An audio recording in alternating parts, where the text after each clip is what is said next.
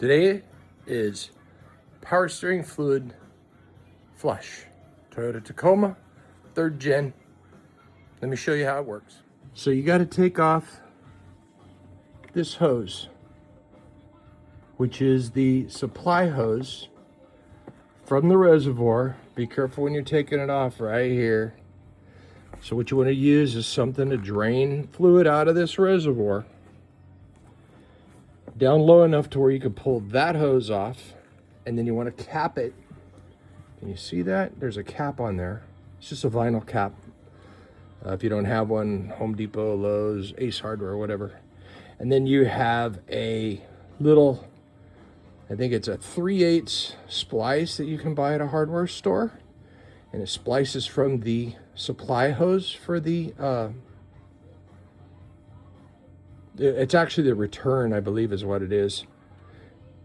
Yeah, it would be the return. Okay, so you splice it, you put the splice in, and then it goes into a hose for your anything like a suction pump, or you could just get a chunk of hose. Like I've just got a chunk of hose that goes down next to the skid plate, comes out into a clear bottle, and then you go in and you cycle the steering wheel, one full turn, lock to lock, and then come out and make sure you never want to let this get below the line of fluid. You don't want to get any air in there. And just keep checking your power steering fluid, preferably in a clear bottle or something, or a jug that you can look in, like a milk jug. So you just keep cycling it off. And of course, I you know, it took like 2 quarts for the Tacoma. Is Dexron 2, Dexron 3, either one. But you just keep working it until you get a nice wine-colored, syrupy power steering fluid. So you know it's all fresh fluid because you can see through it. The first few times you do that, when you cycle it, it's going to look pretty murky. This truck has a little over 36,000 miles on it, and it was just time. So, you know, insurance. So we're talking about less than $20 worth of fluid and the time to do it. So when you get all done, make sure it's full. You're going to take that splice off, make sure all the residual has drained out of it. You don't want it all over your floor. And then you're going to pull that cap off, put this line here back onto the reservoir.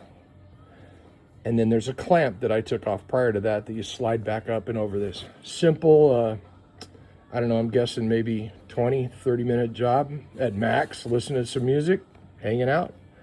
So there you have it. Thanks for hanging out and checking out how to do a power steering flush. Forgot to mention that when you're all done, none of that is done under power. It is done with the key on, but don't start the engine. Okay? Got to have the truck jacked up, wheels off the ground, so you can turn the wheel back and forth easily.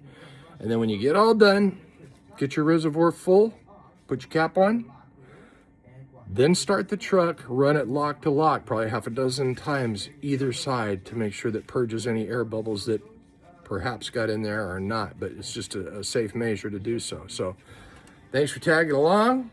See you on the next one.